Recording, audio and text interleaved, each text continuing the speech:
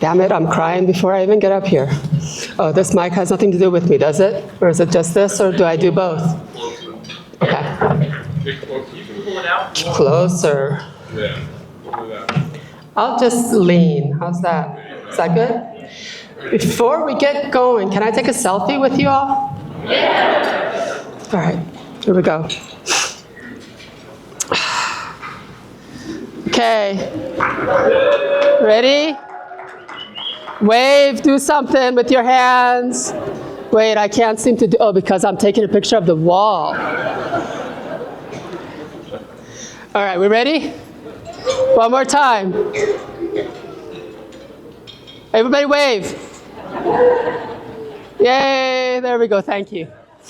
I took one of those once and forgot to put myself in it. It was no longer a selfie. Well, good afternoon. It's really a pleasure to be with you all today. I want to thank Lindsay, Catherine, who met me at the train in the snow. I really appreciate it, going way beyond the call of duty. And to the board for inviting me to be here this year. I was supposed to be here last year, and I couldn't make it. So I appreciate the flexibility and the re-invitation. But I think I was meant to be here this year, because had I not, there's a lot of folks here that I met that I'll remember for a long time. Had I not been here this year, I wouldn't have met Ms. Ira Wallace, for example. And Ms. Bonetta, who I also met, I don't know where she is today. And I wouldn't have heard the story of the trajectory of John Jackson's life, which was really inspiring to hear yesterday. So thank you for having me. I thought I'd give you a little sense of the trajectory of my life and how I've ended up here. About 1990-ish, I've been a community organizer for most of my adult life. And in the younger years of mine, I was doing that in California around electoral politics. And then one time I just realized that I was disenchanted by that electoral process. And I didn't know what I was going to do and how I was going to apply my community organizing passion. So I decided I was leaving California. I sold most of everything I owned, put everything else in my little two-door Mercury Lynx, bought an atlas. You guys remember atlases before GPS and Google Maps. And I knew somebody from Boston. I'd never been in the New England region before. But for some reason, I was enamored by this place called Boston and decided that I was going to just leave and head to Boston. So I highlighted a route all the way to Boston in that atlas. And I left with a couple of $1,000 in my pocket and nowhere to go. And the first, I remember being in Utah or the Nevada region, and I put on some Bob Marley, and the song No Woman, No Cry came on, and I'm here bawling and thinking, what the hell am I going to do with my life? I had no idea. But I knew that somewhere in my gut I was sensing that what was going to unfold is what I'm supposed to do with my life. So I kept on going, and I ended up in the Midwest, Chicago and Madison, Wisconsin, where I ended up connecting with Greenpeace. A lot of folks know Greenpeace as, you know, people who are zooming about in Zodiacs and hanging off bridges, which is all true. But there's also a lot of before work that happens. By the time you decide that that step to put your life on the line to hang off a bridge or block a boat is essential to the next step of the fight. So my first job with Greenpeace was to spend 3 months on a boat in the Great Lakes region, working alongside communities to fight against factories that were polluting their waters, their air, putting their lives in jeopardy. And yes, I zoomed around in Zodiacs and helped facilitate some of those actions that led to people hanging off bridges and different things. But it wasn't until I got to East Liverpool, Ohio, living on the banks of the Ohio River, Chester, West Virginia, I think roughly 300 miles almost directly north of here, that really the trajectory of my life shifted. Being in that community gave me, actually it reignited my faith in humanity. I began to see how communities are connected with each other, how people are working together because it's important to stand together. Not because there was anything in it for them. Well, there was something in it for them. The air they breathed was being polluted. The water they drank was not safe. Their communities were in jeopardy. All their jobs were toxic jobs, and they were told that's all you can get. So we were there helping them fight the world's largest toxic waste incinerator. From there, I went to DC, helped manage a toxics campaign for Greenpeace for a couple of years, and then I was asked, would you consider taking this community organizing approach to work on ocean issues? And I thought, work on ocean issues? All I knew really about the oceans work was save the whales.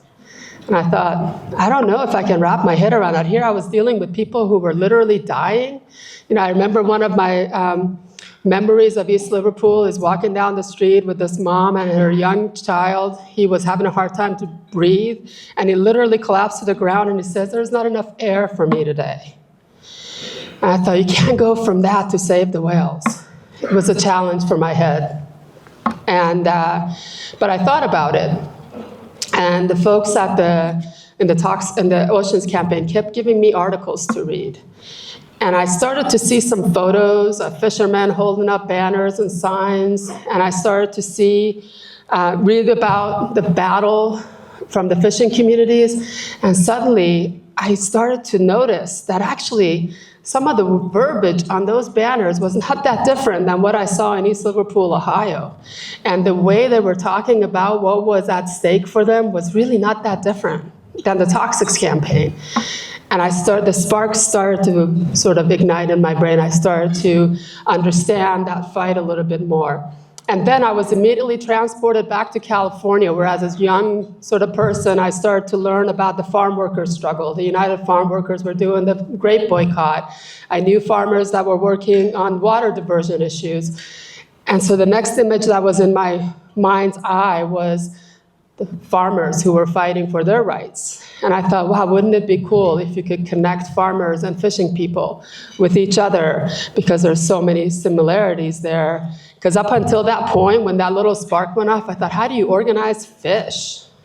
They're already in schools. You can't really do much about that. So it wasn't until I started to see those connections between other pieces of work that I had seen firsthand that I actually started to visualize what this work can be all about. Anybody here a visual thinker? A lot of hands. I'm a visual thinker. I actually think in pictures. Anybody else think in pictures? Well, I'm not crazy? Right, okay, good. So to the point where if you ask me something, you ask me if I want to have pizza for dinner, I can close my eyes and see a Y or an N, and I have to listen to that.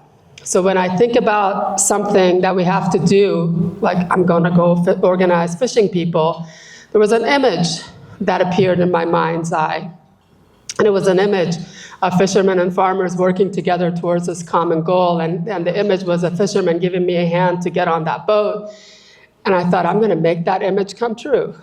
And then, remember those little flip books we have as kids? Anybody else have those little flip books? So my mind creates a little flip book. And then I start imagining every one of those pictures that my mind's eye is seeing. And those become milestones in the campaign.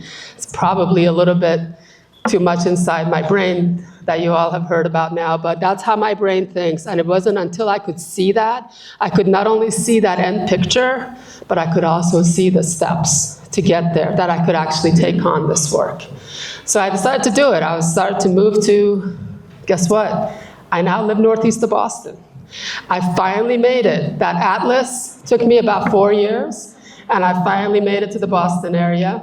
And now I live in a town that when I first wanted to move there, I called it Gloucester, but I was corrected very quickly. It's Gloucester, and if you're a local, there's absolutely no vowels in there. So I've lived now in Gloucester for, 30 years. And what's become even more real for me, even after I left Greenpeace, I was so used to going from campaign to campaign. I'm here for a couple of years, I'm gonna move on. But I left Greenpeace and I stayed in the fisheries work. There was something that told me this is what you're supposed to do with your life. Our gut speaks to us, our intuition speaks to us, the pictures in our minds speak to us, and society constantly tells us that we need to provide proof that what we're feeling and what we're seeing is right. Well, I have proof enough. I know what my intuition tells me, and I hope any of you who are being challenged based on what your gut tells you and what your instinct tells you, trust it and go with it. We heard that from John a little bit yesterday, too. So I stayed and continued working on fisheries issues. I've been lucky enough to work with fishing communities throughout North America and beyond through an international network called the World Forum of Fisher People. And along the way, I kept seeing those similarities between farming and fishing communities. In 2008, there was another opportunity. The idea of doing a shared leadership model between NAMA and NFFC was introduced. And at first, I thought, wow, this might be too much work for one person to do. I don't know if any of you know the name Kathy Ozer. She was a farm activist for a long time, the founding executive director of National Family Farm Coalition. She passed away in 2017. And we were in the midst of finding a new executive director because I was on the board at the time when in 2008 I joined NAMA as the director. One of the first things we did was join the National Family Farm Coalition as its first non-farming organization. Because again, seeing that there's opportunity there to connect these two worlds. So in 2018, after Kathy had passed away, the idea was planted in my mind. The next morning after the idea was planted, and nobody else really knew about this, Kathy's husband walks up to me, and we had a board meeting, walks in, had a paper bag in his hand, walks up, sits next to me, pulls a hat out, says, this was Kathy's hat, I think she'd want you to have this. I thought, oh my God, this is, now if I had any doubts that I had to do this shared leadership, it was all gone. You know, yesterday John talked about the beginning of every good story starts with, and there was I. And here was there was I. That vision I had of having fishing communities and farming communities work together suddenly materialized in that shared leadership model. And I found myself realizing another one of those frames in that flip book. When the shared leadership model was launched, the first thing we did, I like to go traveling. One of the first things we did is we rented a 30-foot RV and we mapped out the country to go and visit rural communities. We sent out a note to NFFC's member organizations and NAMA's fishing networks and said, we're going to go hit the road. Where do you want us to go? First emails that came through were from people who said, I don't think we're worth your time, but we're over here. And if you want to come visit, we'll be here. That was heartbreaking, because that's our folks, that's our members, and there are people in rural communities who think they're not you. It actually still breaks my heart when I think about it. They're not worth your time, that you will not go to them. And so the first pins we put on the map was from any email that we got that said, we're probably not worth your time. They got first dibs. And then from there, we connected the dots. In the end, we traveled about 13,000 miles, visiting rural farming and fishing communities, about 78 or 80 fishing and farming communities. And it was again there that I kept seeing the commonalities between farming and fishing. We were visiting farmers and fishing people. And every single person says the same story. People are struggling with economic disempowerment, not getting paid a fair price for what they grow or what they catch. And in return, not being able to have lives with dignity, which then they cannot pass on to their workers. And then now we wonder why there is worker issues. So it has to start with those first hands feeling economically empowered. People talking about loss of community, loss of infrastructure, which to them is historically connected to being able to come together in some central places, to be able to take their animals somewhere nearby to be slaughtered, not 8 miles away, or 8 hours away when they're actually in stress by the time they get there. It was about history, it was about community, it was about feeling connected, and now all those consolidations, all those companies that have come in and shut down all the facilities have taken over, and you got one Bank of America and one Dollar General. And that's pretty much it. So that loss of community and as a result, loss of empowerment. And I remember visiting a little town, Kenita, North Carolina. I don't know if folks know where Kenita is. It's in central North Carolina. And when we got there, the congregation of the church that invited us could not understand why we would decide to come to them and spend the night in the RV or in their church's parking lot or in tents, because they thought, couldn't we afford to go to hotels? So that's not the point. We're here because we want to see you. We're not here for comfort. So to be able to experience that firsthand meant putting ourselves in other people's shoes and really understanding the commonality they have with the communities that live so many miles away from them. All of this connection has led to a lot of mental health issues, a lot of economic issues, a lot of social issues in rural America. And I think the onus is on us who work in organizations like National Family Farm Coalition to do what we can to restore that, whether it's through federal policy, local policy, or simply connecting communities with each other. Because that's one of the things we heard from people. We just want to know who else is experiencing this. We want to know what they're doing over in South Dakota or in Wyoming, where they passed the Food Freedom Act so that they can sell raw milk without anybody criticizing them. How do they do that so we can do the same thing in our communities? So despite the fact that the problems and the fights were similar, the solutions were also similar. Some of the fights that were similar between fishing and farming, I want to tell you about a little bit. I already talked about fair prices. Fishermen are getting paid. BG talked about it in the video a little bit. Even a couple of pennies more per pound for the fish that they catch means a lot to them. And much like farmers, by the time they get to the dock or by the time you get to the market, you're already in the red. And so to be able to establish markets and systems that actually give you your real cost of production. We're not talking about cost of production the way the USDA calculates it, which is about inputs only. We're talking about cost of production that includes the clothes on your back, your house's mortgage, the car, the gas, the health insurance, kids' school, want to send kids to school. Why should you not have a right to have that as much as anybody else? So to be able to do that not only for fishing people, but also for farmers. By the way, there's no separate words for farmers and fishermen in some of the Ojibwe languages. They're all called food providers. And now I understand why. Similar issues that everybody's dealing with. So if you hear me talk about food providers instead of talking about farmers and fishermen, I'm talking about all of you who help the rest of us eat. Some of the other fights that people have in common is consolidation. Obviously, we know there's been a lot happening in the farming sector. Believe it or not, some of the same players are also leading to consolidation within the fishing sector. I keep interchanging those two words, I know, but you catch my drift. When I first started working on fisheries issues, a new rule had been established that privatized the rights to fish.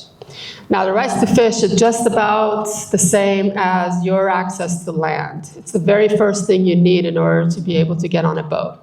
It used to be that you could go get a permit and then you would fish by the regulations that came with that permit. But in the late 80s, early 90s, the amount of fish you can catch became a commodity, became privatized. And those who had a lot of money started to gobble up those commodities. And then fishermen had to go buy fishing rights or lease fishing rights from those we call sea lords. And they're the ones who are making all the money, and fishermen are still not making what they need to pay their bills. When the first set of fishing rights went up for sale during a bankruptcy court settlement, take a wild guess. I don't have any prizes, but I can pretend. Take a wild guess as to who the company was that walked in with the cash to buy those fishing rights. Anybody? Exxon. Good guess. Who was that? Walmart. No? Good guesses, though. What was that? Purdue. Wow, good guesses. Wells Fargo. All right, I'll spare you all the pain. It was Caterpillar. Caterpillar. Right about the same time, Tyson Food, of the chicken fame, bought 5 factory fishing operations to fish for pollock in the Bering Sea. And when I heard that, I thought, oh, geez, what's going on here? I ended up buying 2 shares of Tyson, which I still own.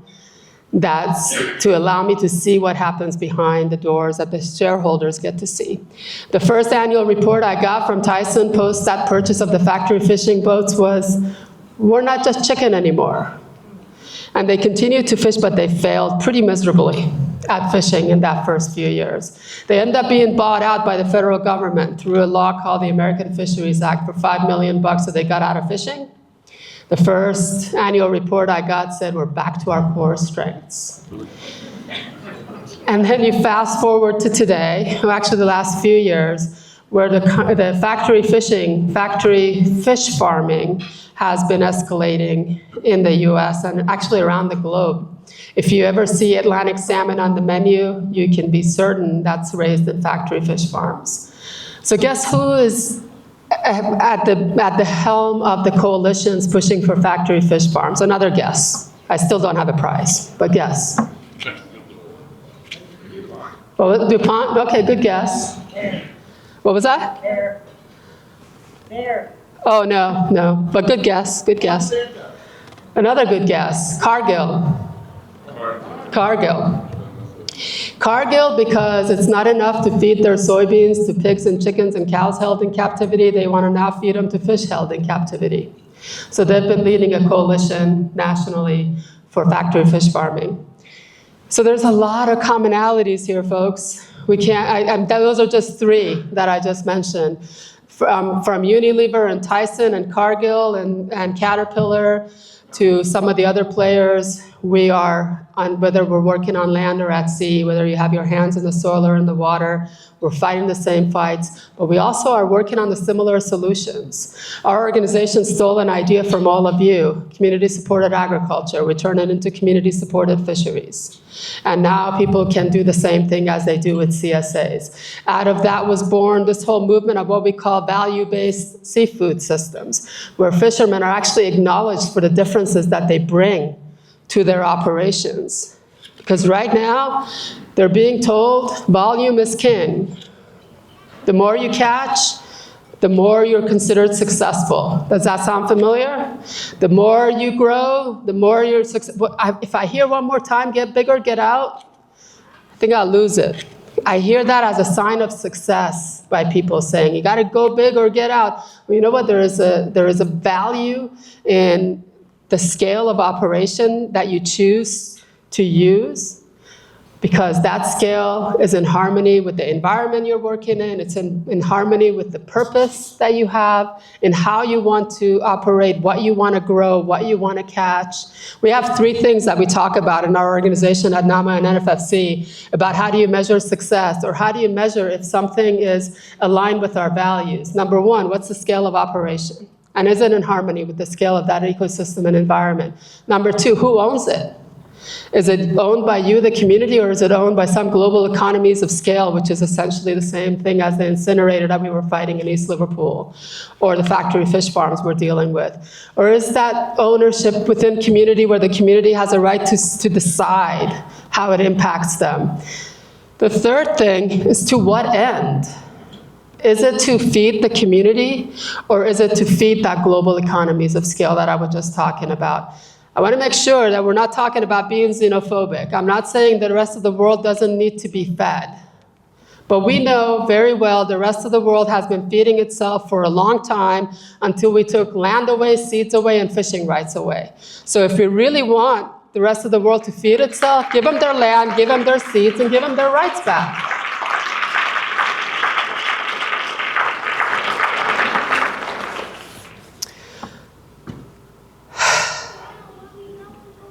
You want to join me up here? Oh. Well, I think the one thing that I've learned as I've grown in this work more is that interdependence that we have with each other. Some of the things that you may not know that you have in common, I was actually just showing this, that I saw the brochure for Neptune's Harvest on one of the tables. Neptune Harvest operates in the town I live in Gloucester, Massachusetts. And they get all their product that they turn into the fertilizer from all the boats and all the operations in town. So right this minute, you have a connection to fishing communities that you may not have known.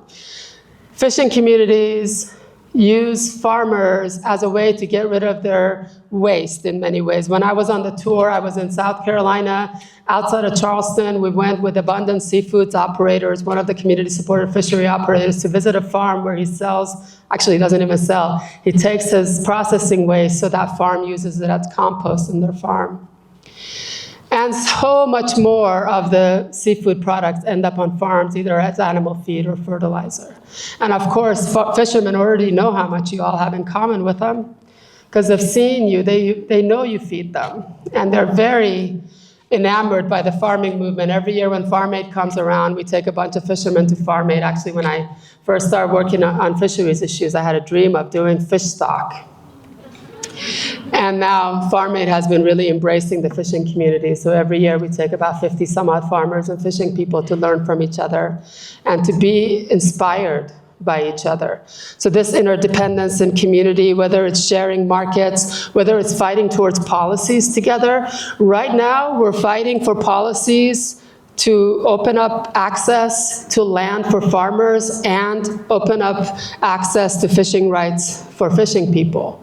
There's a lot that we can do together if we stop looking at ourselves in those very artificial boundaries that have been set. You're a farmer, you don't know anything about fishing, you're a fishing person, stay in your lane. Well, guess what? It's a big highway and we all need to use it and we're all having to share it. And so recognizing that commonality is really important. One of the biggest things that we're noticing in terms of the connectivity is that spiritual connection and the sense of empowerment people feel when they recognize they're not alone. Going back to the tour that I mentioned where people felt so isolated. And when we connect them with each other, whether it's a farmer who can sit there at the table with a fisherman and say, oh yeah, I faced the same thing. Same exact situation happened with me when they came and took my boat away, or when they came and took everything off of our land and told us that we had to get off because the bank foreclosure happened. These are the same issues, and I really encourage you, if you haven't, actually it was a couple of people here that I spoke with about fisheries issues. I think you all might have been Bonita, is that your wife? Yeah. Okay, I was talking with her about some fisheries issues and a couple of other folks. So there's already a lot in community here. So what do we do about that, and what do we do with that connection? We started a few years ago this process of creating what we thought would be the new Declaration of Interdependence. We started to write it out. We thought, what would it look like if we actually acknowledged that we're interdependent with each other? And then we realized we really weren't that smart and we didn't think about anything novel. This idea of the Declaration of Interdependence was written down quite a few years ago, back to George Wallace, and a bunch of other folks have written this down. And then as I was searching for what does it mean to put together a Declaration of Interdependence, I found this video. Can we play that video?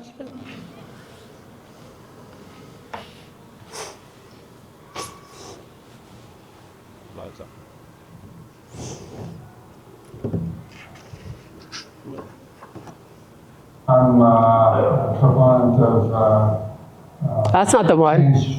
Peaceful change through art. Oh, maybe it is. Let's see where it goes.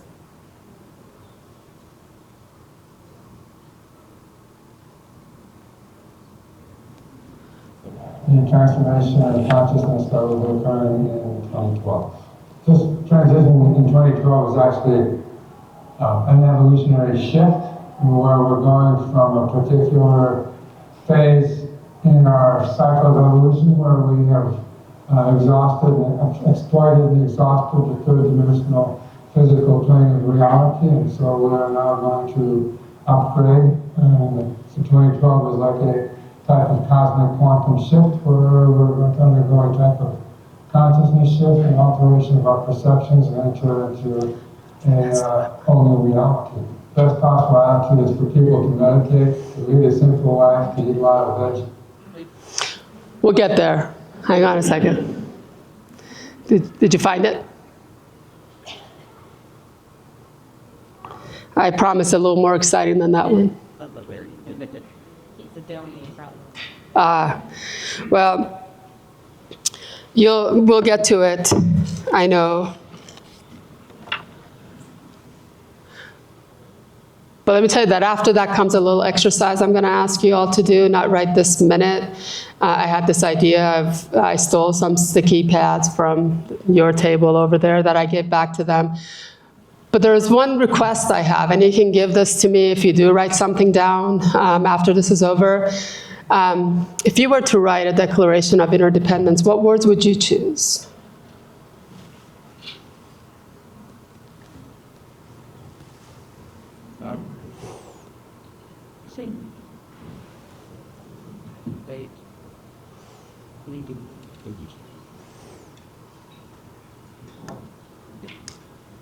We're getting there.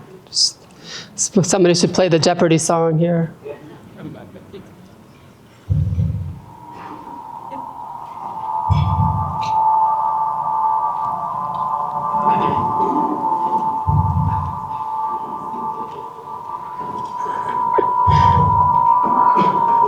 Maybe we're not meant to. In the course of human events,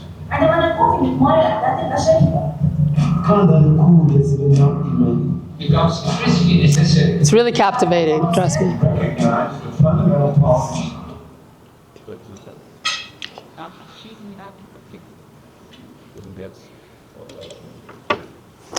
It's all my fault, though. I should have sent this yesterday so we could try it, but I really didn't decide to use it till this morning.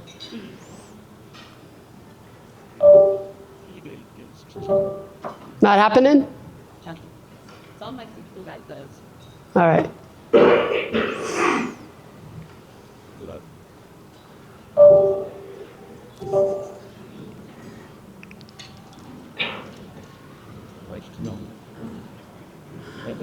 Well, we can show it at the end.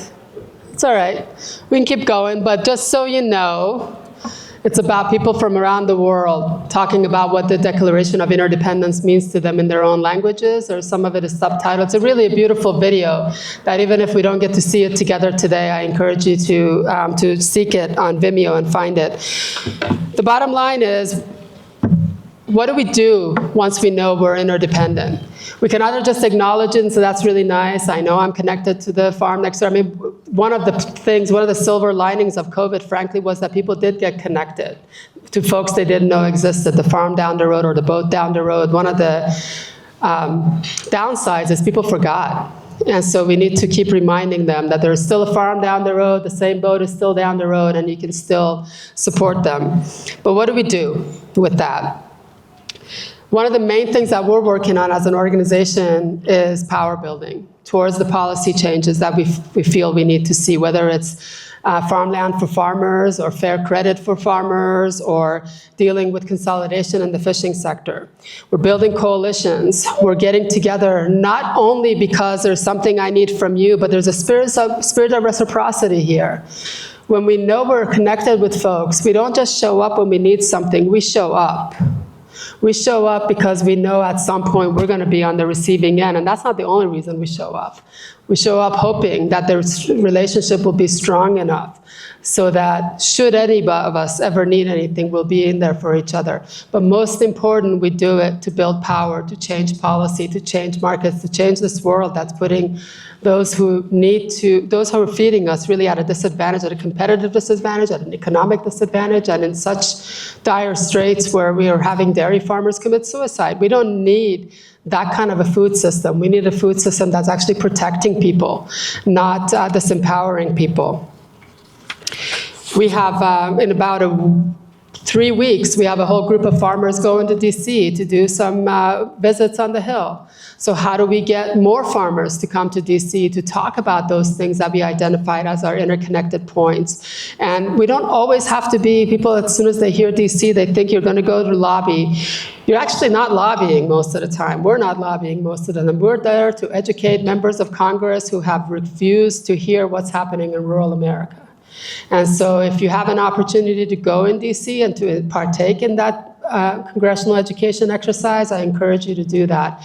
And if that happens through our organization or Virginia Association of Biological Farmers or other coalitions, do it. Members of Congress need to hear from you. And don't worry about what you're going to wear or how you're going to sound. You are as authentic as you need to be when you show up, because what they're used to is seeing folks in suits And they need to see folks in overalls. So show up.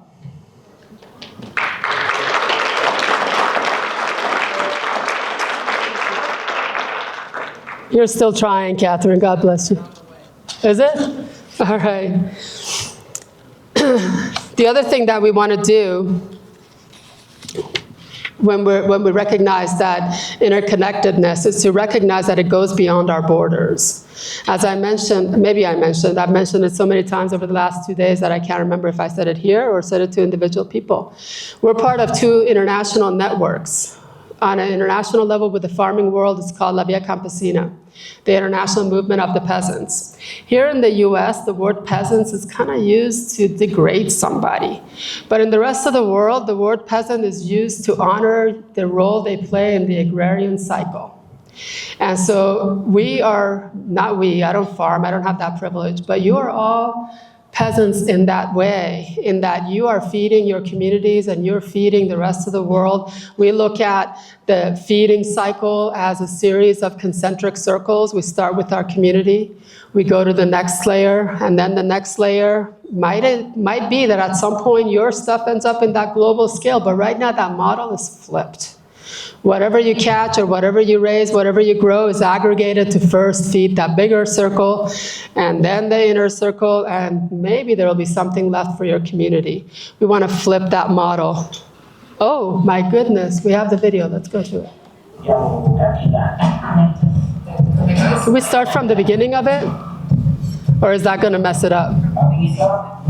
At the beginning of it?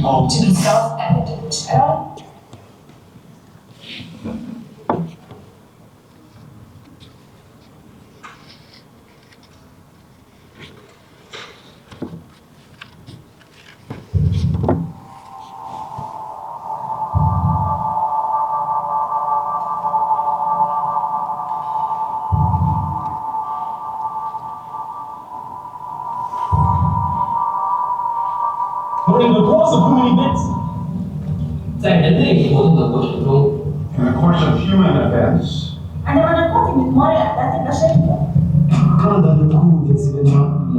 becomes increasingly necessary para reconocer recognize the fundamental qualities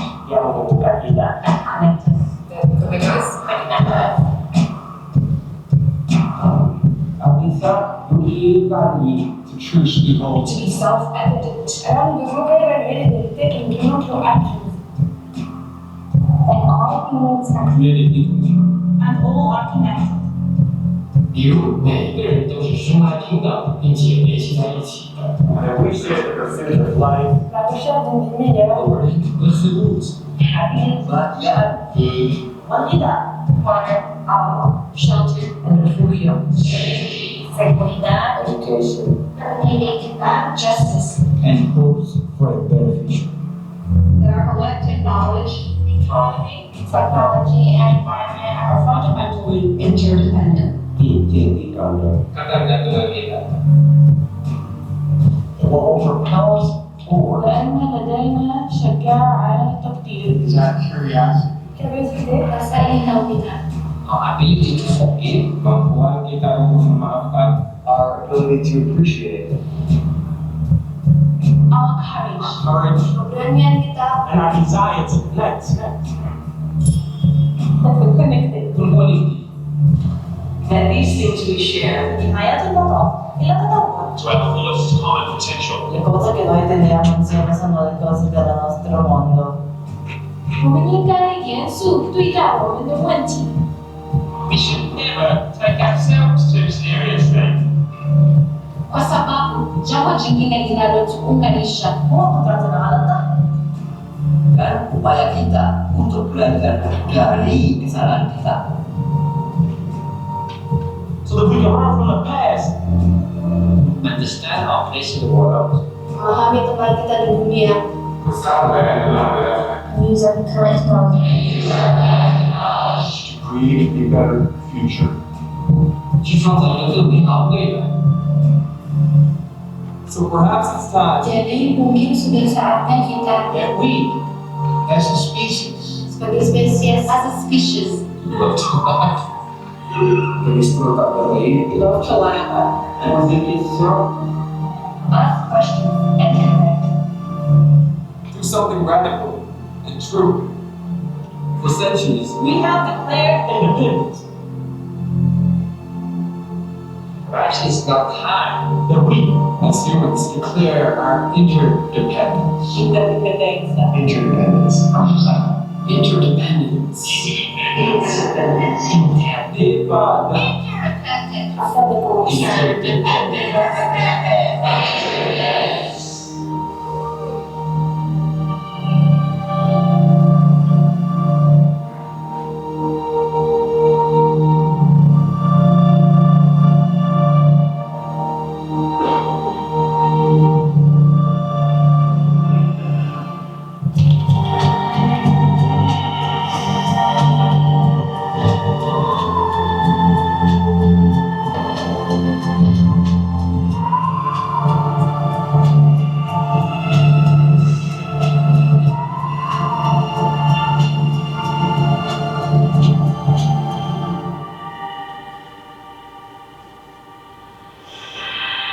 Thank you.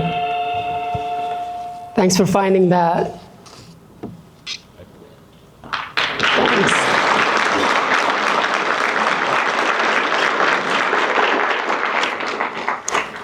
I hope it was worth the wait. I love that video. It just reminds me of all the connections that we do have and that we don't recognize. As I was saying before we went to video, we're connected not only here in Virginia, beyond the Northeast and the Mid-Atlantic region, but around the globe, whether it's through La Via Campesina or on the fishing side, the World Forum of Fisher People. We're recognizing that what we do here has ripple effects globally and vice versa. We can't fight for a policy here without recognizing the connection it has to folks in India. We're eating shrimp at $3 a pound at an all-you-can-eat bar, and it's coming at the expense of the farmer in Southeast Asia who has had his farm flooded with seawater in order to grow cheap shrimp. These things are interconnected. And how do we not live in that despair of it, but really take advantage of this knowledge to empower that farmer in Southeast Asia to reject the efforts that are flooding his farm and keeping his family hungry so we can continue having that shrimp at the all-you-can-eat bar. There's things we can do to stand up for each other and to stand up for ourselves, really, because ultimately the most common thing we're all looking for is peace and lives with dignity. And when we're economically disempowered, when we're mentally broken down, seeing peace is hard. And feeling like you have dignity is hard because somebody is just telling you you're not worth it. When I see a farmer at a farmer's market and the first thing they do is excuse the price of their kale or their collards or whatever, I feel like I have to stand there and say, don't apologize. This is the cost of you doing hard work. Be proud of it because I'll pay the price, whatever it is. So feel there's dignity in the work that you've done, and whatever that cost is, the rest of us need to understand it in order to be able to support you. You guys who have your hands in the soil, and the fishermen I work with who have their hands in the water, you guys are in the front line of that fight for peace and dignity. And I thank you for putting up with it all these years. And I really do hope that you continue to feel the interconnectedness with other communities in order to continue nurturing that peace and dignity that we all need. You're the one who's feeding the rest of us. Without you, we literally wouldn't survive. I was telling to somebody, you all have probably seen the t-shirt that say, without farmers, we would all be sober, hungry, and naked. I'm not sure which one of those I find more threatening than the other, but it's true. We really could not. The world is in need of your service. And people that I represent from the farming and fishing world want to be connected with those who think like them, act like them, maybe don't talk like them or pray like them or eat like them, but you all have a lot of similar values in common. There was a Charlie Chaplin clip in that video. There was a Charlie Chaplin, I don't know if how many people saw The Great Dictator? A couple of people. There's a long speech he gives towards the end, and I won't read the whole thing, but I just want to leave you with these couple of sentences from that speech, because it's what others in communities just like yours are saying to themselves. It said, you, the people, have the power. to work this life, to make this life, free and beautiful, to make this life a great adventure. Let us use that power to unite. And just please know there are other communities who are willing to unite with you, share and break meals with you, and share in your struggle, but also in the hope and the peace that you're working to build. Thank you again for having me here, and I look forward to hearing more about your work as I learn more about VABF in the years to come. Thank you.